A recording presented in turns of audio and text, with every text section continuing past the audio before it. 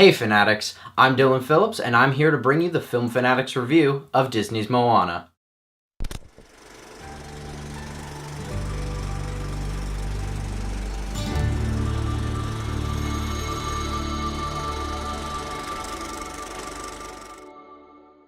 We're going to start off with my spoiler-free likes and dislikes, and then we're going to move on to the spoiler-heavy in-depth analysis and the hidden Easter eggs of this film. Then I'll finish off with my final word. Moana is the latest film in the Disney canon following the life of Chiefess-in-Waiting Princess Moana. Her tribe lives on one of the Polynesian islands, believing that venturing off their own island means certain death. Her people believe in the myth of Maui, the legendary demigod who fought evil 1,000 years prior, but his actions begin to have consequences as their island begins to die. Moana believes it is her destiny to set out on an adventure to save her island with the help of Maui. The likes. First and foremost, this film is visually stunning. Some of the best CGI that we've seen in recent Disney films. The way that they were able to capture how the ocean and environment look makes you question whether or not this film is fully animated or not. I mean, some live-action films have such a hard time with being able to replicate how the ocean moves and everything, and yet this film makes you feel like sometimes you are literally on a beach. The cast is magnificent, with newcomer Auli'i Cravalho playing the titular heroine and Dwayne "The Rock" Johnson playing her legendary demigod sidekick.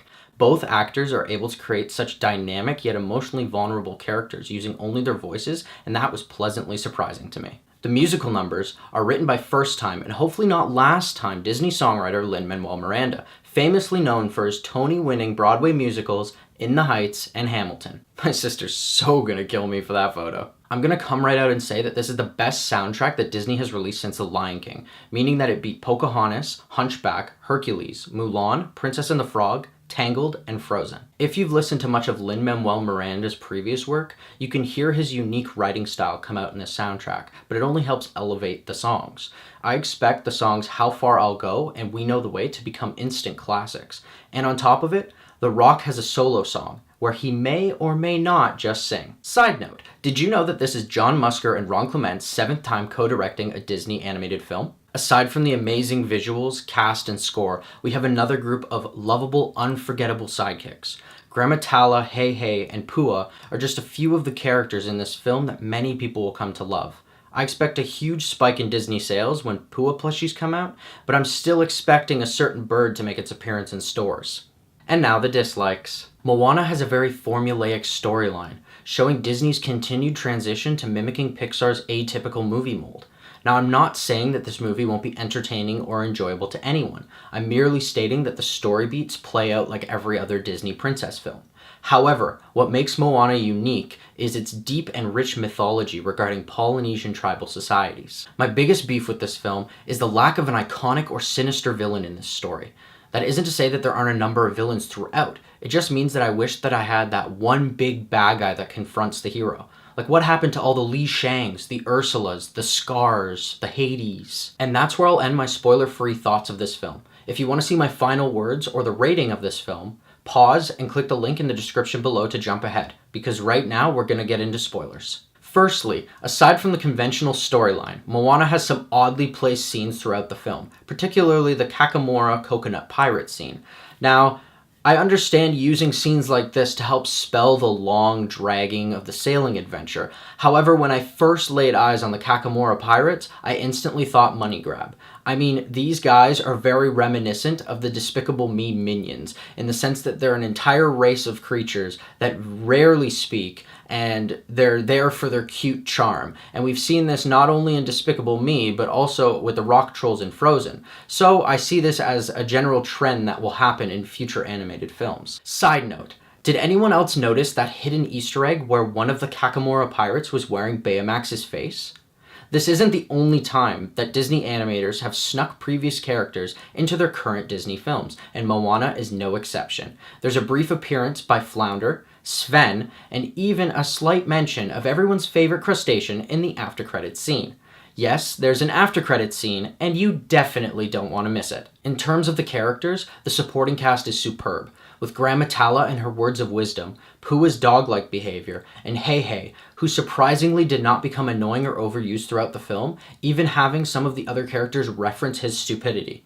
Tamatoa is an adequate villain, but when he's compared to the likes of other iconic and timeless Disney villains, he merely becomes a speck in the wind. I loved both Moana and Maui. In Moana, we have a young princess who's at a crossroads in her life. Follow the traditions of her people, or follow her own heart.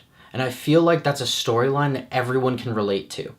In Maui, we have an egotistical, self-centered demigod who never believes he's at fault, and yet the entire premise of this film is that he made a mistake. And he's a shapeshifter. Speaking of Maui, the animation used for him was a great nod to classic Disney films. While he himself was CGI, the magical tattoos on his body were very reminiscent of the classic style of Hercules. It added a sense of nostalgia without you even realizing it. And I already said my piece about the musical numbers and how great they are, but the song You're Welcome by The Rock is definitely going to be the sleeper hit of this album.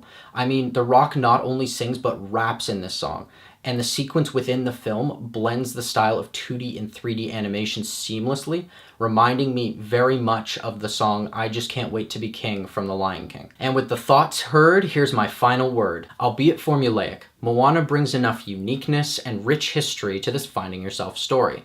It beautifully blends the classic Disney animation and score with the new wave of contemporary films, making this an instant Disney classic and arguably the best Disney soundtrack since The Lion King. Add in a strong, charismatic, and lovable cast of characters, and Moana is an easy no-brainer to rewatch. I give Moana a solid 4.5 out of 5 stars, and I recommend this film to anybody who's a fan of Disney or has any ounce of child left in them. I didn't mean that as a literal ounce of child, but rather the inner child that controls your happiness and innocence. So if you're on the internet, probably isn't you. Somehow I managed to turn a comment about everyone to go and see this film into cannibalism. Way to go, Dylan. Thanks everybody for watching my review. Are you planning on seeing Moana, or if you've already seen it, do you have something to add?